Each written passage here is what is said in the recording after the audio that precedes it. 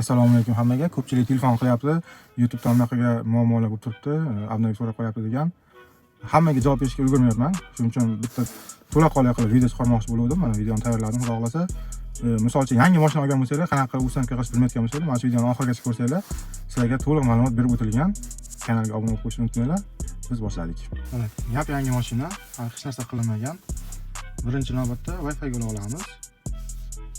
Wi-Fi ulab bo'lganimizdan keyin File Managerga kiramiz. Qo'llash tugmasiga bosib, klaviaturani inglizchaga o'tkaza olamiz. 3w.yan.x.ru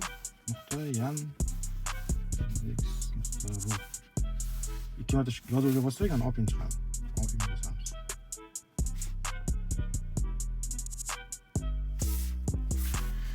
Keyin bu yoqdan qidiramiz. Telegram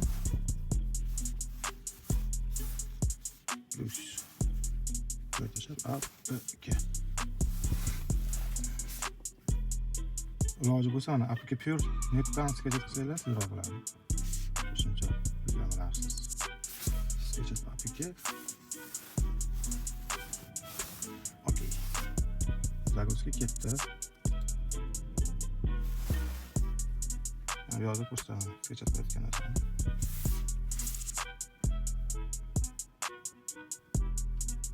Sketch qilib agar bu yoqdan topolmasangiz, File Managerga kiramiz. Lokalda mana download pakka bor. Plus Messenger. Just one.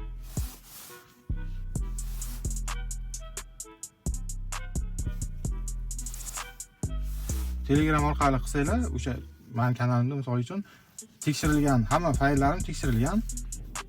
Bir xillarda ustanka bo'lmay qolishi mumkin. Shunaqa internet o'zidan oladigan bo'lsanglar. Tak, nomer kiritamiz. 890.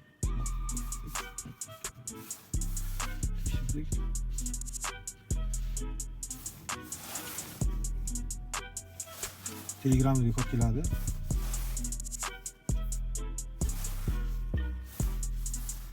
Kiroldik.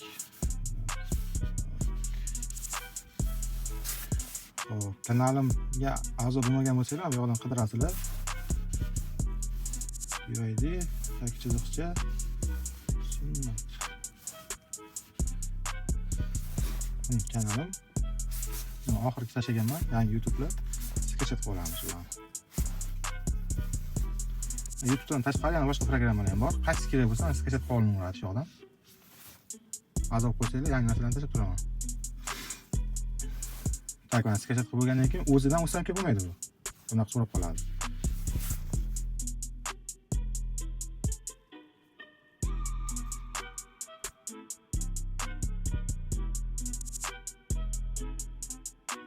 Sketch qilib bo'ldi. Endi mana kanal yozuviga bosamiz. Bu yoqda ko'tarsak, mana files bor. Filesga bosamiz. Mana oxirgi ikkita sketch qilingan. Ustiga bosamiz.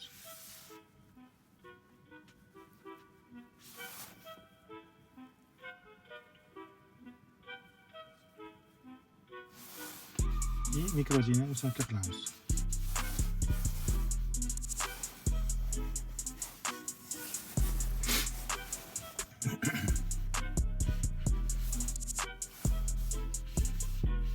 YouTube'miz. Mana mashina qilib qoladi. Ana endi mana ikkinchi etaga o'tamiz. Nasrobga kiramiz. Hammada har xil yangi versiyalarda D-Link mana eng oxiriga tushadi. D-Linkga o'tamiz.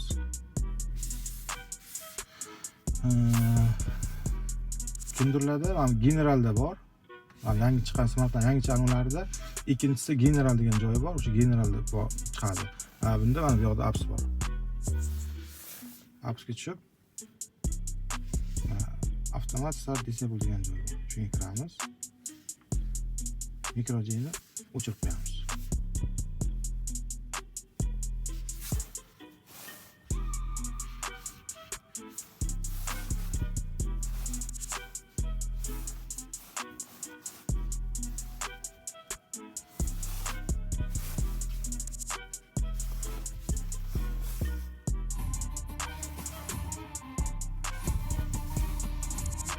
Chiqib ketsa ham turaveradi ekranda. xuddi shu ko'rinishda qolgan programmalar nima kerak bo'lsa, YouTube'mi, Telegram, Antiradar, xullas qanaqa programma bo'lishi xatingizda mana shu tartibda qilinadi. Telegramda загрузка qilib olasiz birinchi. Keyin загрузка bo'lgandan keyin bu yoqqa bosib, fayldan o'sanki qo'yib bo'ladi. Yoki fayl mana shu fayl o'ziga kirib ham o'sha o'zidan sketchat qilib o'sarga qo'ysangiz bo'ladi. Mikrojini o'chirish esdan chiqmasin. Akkaunt kiritmoqchi bo'lsanglar, YouTube akkauntinglarni mikrojiga kiritish kerak. Yoqqa kiramiz. Google device, select profile, pastda ikkinchisi. Yoqilgan bo'lishi kerak. Keyin mana bu yoqqa kiramiz, Google account.